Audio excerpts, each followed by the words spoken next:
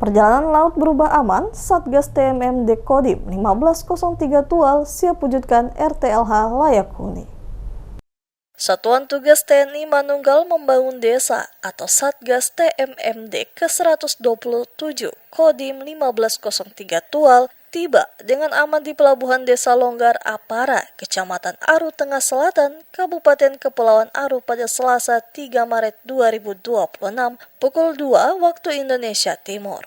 Kedatangan personel yang dipimpin Pasi Ops Kodim 1503 Tual, Letu Infantri Rizal Taher selaku Komandan Satuan Setingkat Kompi dan SSK Satgas TMMD ke-127 berlangsung lancar meski menempuh perjalanan laut cukup panjang pada malam hari.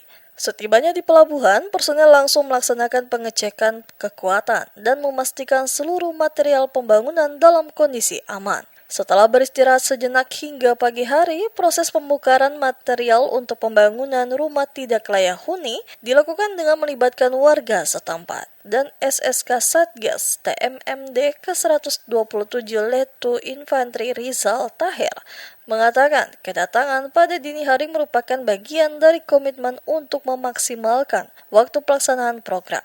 Yang menambahkan dukungan masyarakat menjadi motivasi tersendiri bagi Satgas TMMD dalam menjalankan tugas di wilayah tersebut.